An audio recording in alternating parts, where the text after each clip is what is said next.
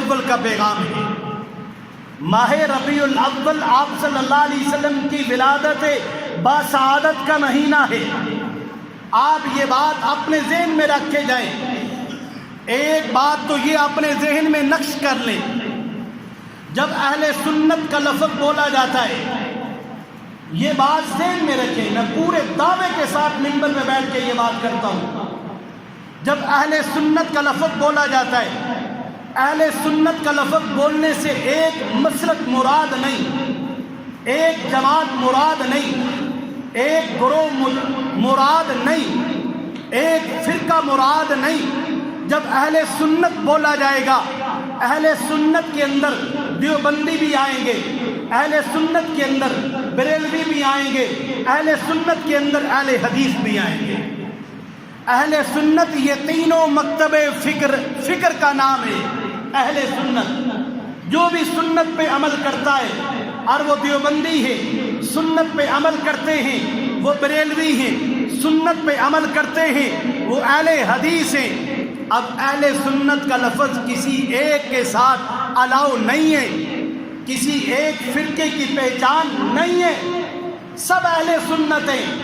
دیوبندی بھی اہل سنت، بریلوی بھی اہل سنت، اہل حدیث بھی اہل سنت۔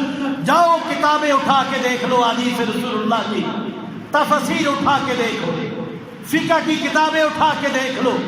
جب بھی اہل سنت کا لفظ بولا جائے گا، اس سے تینوں مراد ہوں گے، ایک مراد نہیں ہوگا۔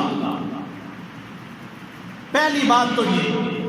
دوسری بات یہ، ایک دعویٰ کیا جاتا ہے فلاں نبی کے میلاد کا قائل فلاں منکر۔ آج میں اس منبر پہ بیٹھ کے دعویٰ کرتا ہوں کہ نبی پاک صلی اللہ علیہ وسلم کے میلاد کا کوئی منکر نہیں ہے۔ یہ جھوٹا دعویٰ ہے۔ جو کہتا ہے فلاں مانتا ہے، فلاں نہیں مانتا، ہم مانتے، وہ نہیں مانتے۔ آج علل اعلان کہہ رہا ہوں، اللہ کے نبی کے میلاد کا کوئی منکر نہیں ہے۔ نہ دیوبندی منکر، نہ بریلوی منکر، نہ اہل حدیث منکر، نہ شیعہ منکر، نہ یہودی منکر، نہ عیسائی منکر، نہ مسلم منکر، نہ کافر منکر۔ اللہ کے نبی کی میلاد کا کوئی منکر نہیں۔ میلاد کس کو کہتے ہیں؟ میلاد عربی کا معنی ہے، اور لغت کی کتابیں اٹھا کے دیکھ لو، میلاد کا معنی کیا ہے؟ میلاد کا معنی یہ ہے کہ ماں کے پیٹ سے باہر آنا، جنم لینا، یہ میلاد کا معنی ہے۔ اس کا کون منکر ہے؟ حضرت بی بی آمنہ کو کون نہیں مانتا؟ حضرت عبداللہ کو کون نہیں مانتا؟ حضرت عبد المطلب کو کون نہیں مانتا؟ نبی کے خاندان کو کون نہیں مانتا؟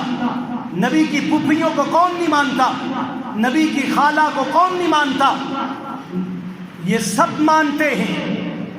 یہ ویسے جیسے آج اپنی دکانداری کو چلانے کے لیے کوئی نہ کوئی شوشہ چھوڑ دیا جاتا ہے، اسی طرح یہ بھی شوشہ ہے۔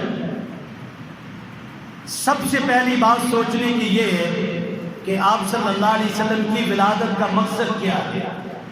آپ دنیا میں کیوں تشریف لائے؟ کوئی آدمی ہمیں ملنے آتا ہے، اس کی ملاقات کا کوئی مقصد ہوتا ہے نا۔ جب وہ آئے گا، ہم اس کی مہمان نوازی کریں گے، بٹھائیں گے، چائے پانی کا انتظام کریں گے، اور اس سے پوچھیں گے جی بتائیں کیا حکم ہے۔ آپ صلی اللہ علیہ وسلم دنیا میں تشریف لائے ہوئے صدیاں گزر گئی۔ آپ کے آنے کا مقصد کیا ہے؟ وہ مقصد ہم نے لینا ہے، وہ مقصد لینا ہے، اور وہ مقصد یہ ہے کہ آپ کی سیرت، آپ کا پیغام، آپ کی کتاب، آپ کی شریعت، آپ کا نظام، آپ کے طریقہ کار۔ سالوں سال ہم میلاد مناتے رہے، کیا میلاد منانے کے بعد مجھے نبی کے پانی پینے کا طریقہ اگر نہیں آیا تو پھر میلاد منانے کا کوئی فائدہ نہیں۔ سالوں سال میلاد منانے کے بعد مجھے سونے کا طریقہ اپنے نبی کے طریقے کے مطابق میں نہیں بنا سکا تو آپ فیصلہ کریں کہ میلاد منانے کا کوئی ہے مقصد؟ کوئی نہیں۔ بھائی میلاد منانے کا مقصد کیا ہے؟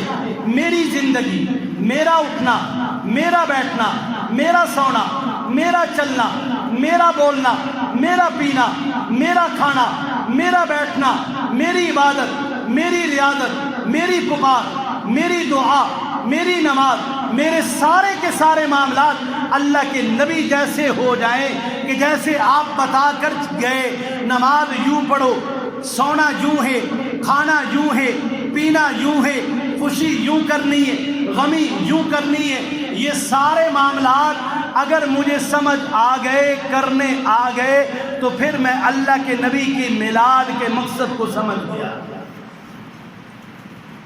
اگلی بات سنیں،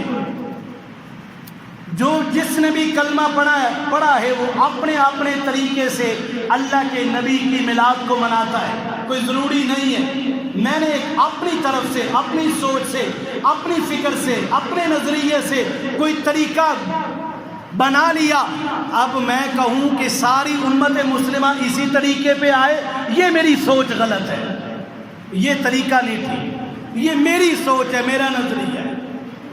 بھائی اب میں پوچھتا ہوں، اللہ کے نبی اتنی بڑی ذات ہے، کیا ان کا نام، ان کی خوشی سال بعد منانی چاہیے یا ہر روز منانی چاہیے؟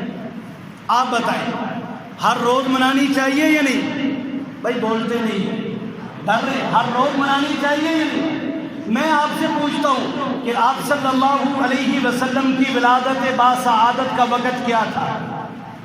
سحری کا وقت تھا یا نہیں؟ بتائے، سحری کا وقت تھا۔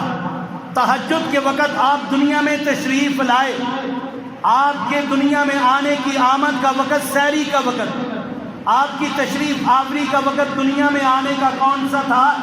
سحری کا وقت، تہجد کا وقت۔ کیا یہ ہر امتی کا، ہر عاشق کا، ہر غلام کا، ہر کلمہ پڑھنے والے کا، ہر نبی کے نام لینے والے کا یہ حق بنتا ہے یا نہیں؟ وہ صبح کے وقت تہجد ادا کر کے، نفل ادا کر کے، تہجد کی نماز ادا کر کے، اپنے نبی کا میلاد منا کر، سجدہ ریز ہو کر، رکوع میں جا کے، قیام کی حالت میں، تشہد کی حالت میں، سلام کی حالت میں، ہاتھ اٹھانے کی حالت میں، دعا کی حالت میں اللہ کا شکر ادا کرے، یا اللہ تیرا شکر ہے، میں نفل ادا کر کے شکر ادا کر رہا ہوں، میں نفل ادا کر کے نبی کا میلاد منا رہا ہوں، یا اللہ تیرا شکر ہے تو نے ہمیں محمد الرسول اللہ عطا کیے، اس وقت اللہ کے نبی کی آمد ہوئی، اس وقت اللہ کے نبی دنیا میں تشریف لائے، میں تہجد کی صورت میں شکر ادا کر رہا ہوں، نبی کی آمد کی خوشی منا رہا ہوں، نبی کے آنے کی خوشی منا رہا ہوں، نبی کے دنیا میں تشریف آوری کی خوشی منا رہا ہوں۔ مرحبا نعرے کی صورت میں نہیں، نفلوں کی صورت میں جواب دے رہا ہوں، تہجد کی صورت میں جواب دے رہا ہوں، میں باوضو حالت میں جواب دے رہا ہوں۔ یہ تو ہو گیا ہر روز کا میلاد۔ اور اللہ کے نبی کس دن پیدا ہوئے؟ سوار کے دن۔ کس دن پیدا ہوئے؟ سوار کے دن۔ اللہ کے نبی کا فرمان حدیث رسول اللہ میں موجود ہے، اللہ کے نبی نے فرمایا، میں محمد سوار کا روزہ رکھتا ہوں، اس لیے میں محمد سوار کے دن دنیا میں آیا، میں مبعوث سوار کے دن ہوا، آپ کی آمد سوار کے دن ہوئی۔ اللہ کے نبی نے فرمایا میں سوار کا روزہ رکھتا ہوں۔